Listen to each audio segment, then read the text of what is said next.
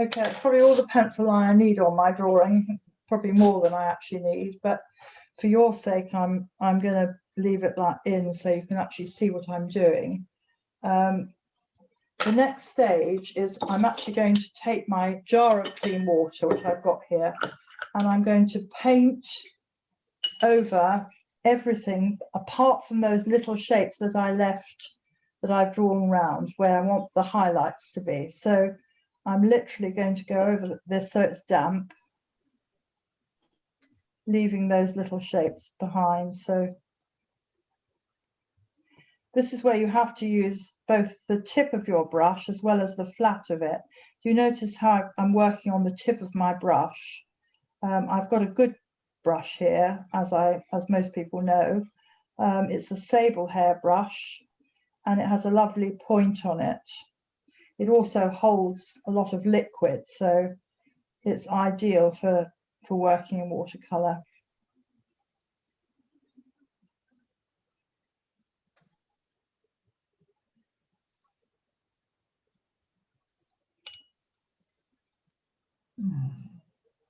I'm putting quite a bit of water on because I'm going to go now to my palette and mix the colour.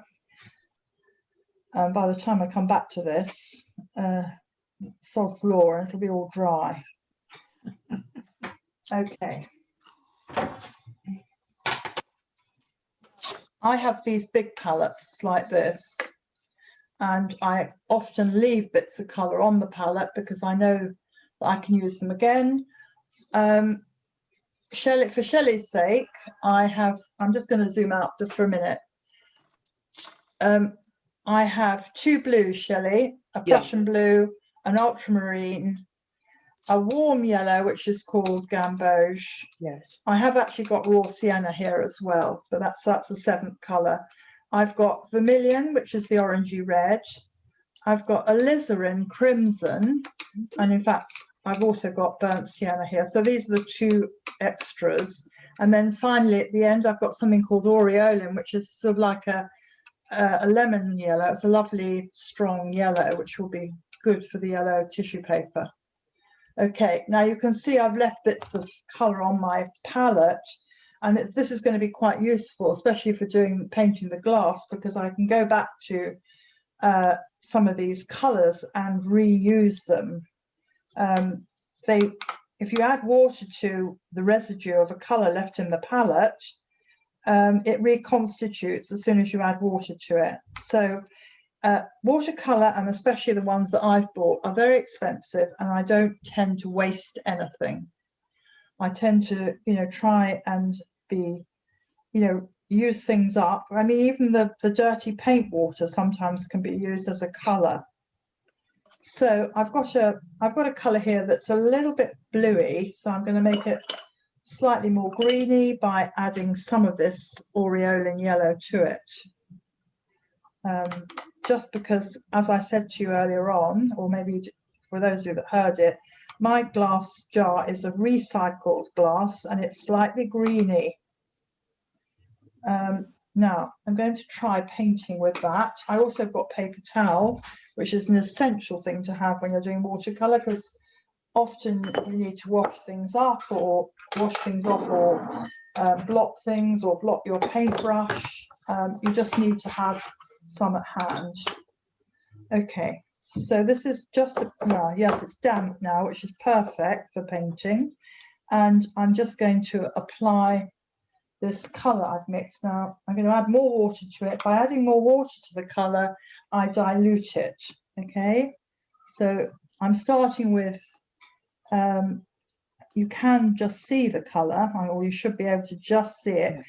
The other thing to bear in mind with watercolour, it always dries lighter than when you put it on. So when you first put it on, you think, oh my god, that's too dark. I mean, you may not even be able to see it, but I'll zoom in a bit. Okay, you can just about see it. But believe me, by the time this is dry, it'll probably virtually have disappeared on the page.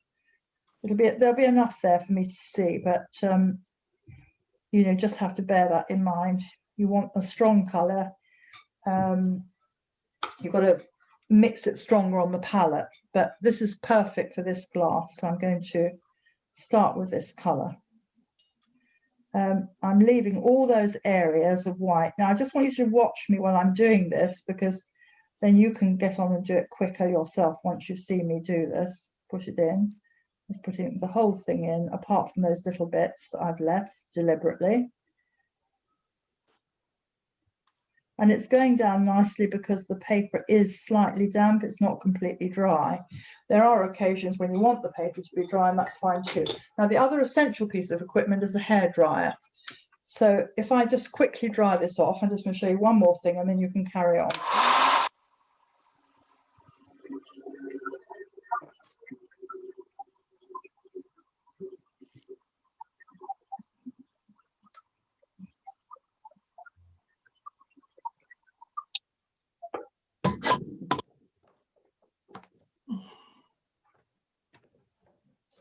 That was disappeared. There it is. Right, so now at this point, before I do any more painting, I'm going to rub out the lines, because I don't need those lines that I've drawn in those shapes with.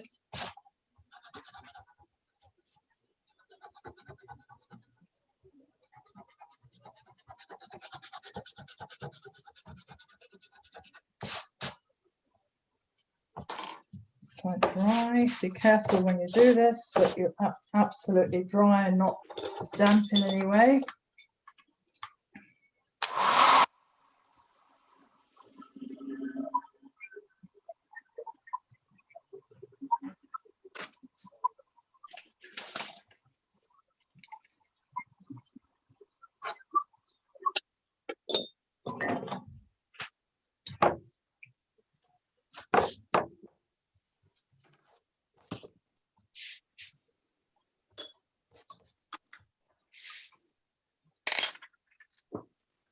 Right, and that's sort of the first stage, where I've got those little sharp highlights which I've left, and I want, you know, they'll always stay white paper, you can just about see them. Then I will go back and develop the painting, so it's now dry, and I might just leave it and work wet into dry at this point, so that, you know, I bring up some of the slightly darker tones on the glass.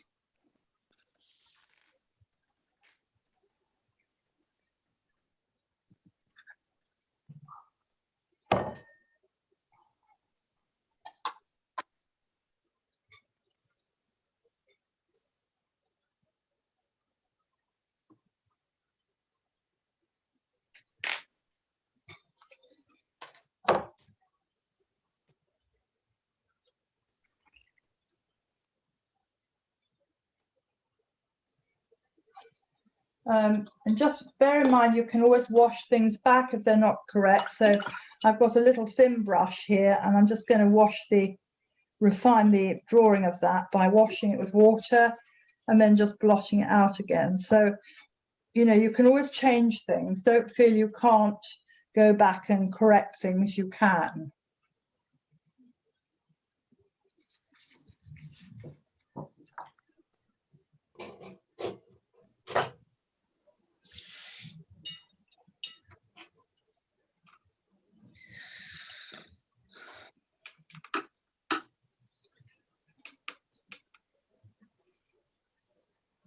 Okay, and now let's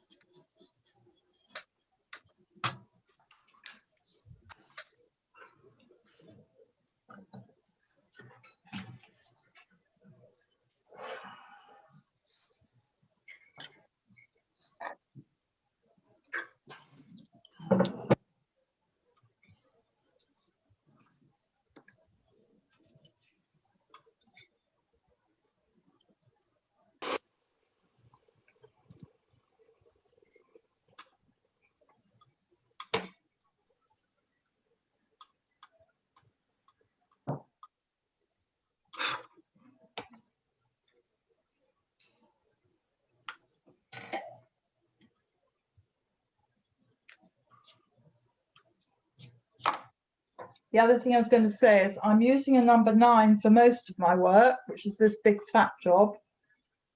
But I've also got a little number 4 here, or number 2 actually, which is useful for these really fine lines at the back of the glass. So I'm going to use that for that. A little bit more control over it, and I'm just going to turn my board a bit because it's too awkward as it is at the moment.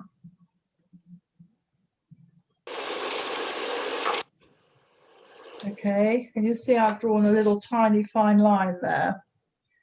Probably can't see it even, but anyway, it does. There are certain places where the line needs to be a bit sharper.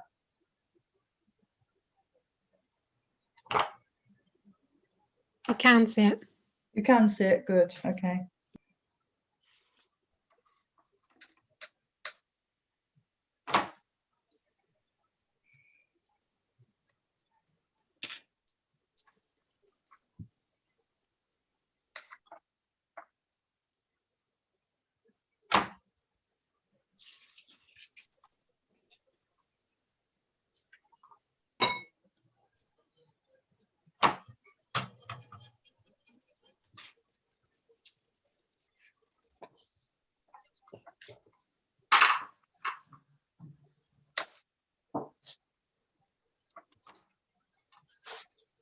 Right, can you see how I've actually defined the sort of the twisty bit on the top of the glass with my little brush? I've just actually gone back in and just some of those lines need to be a little bit sharper. So I'm using a different color. I'm using a little bit of dilute ultramarine.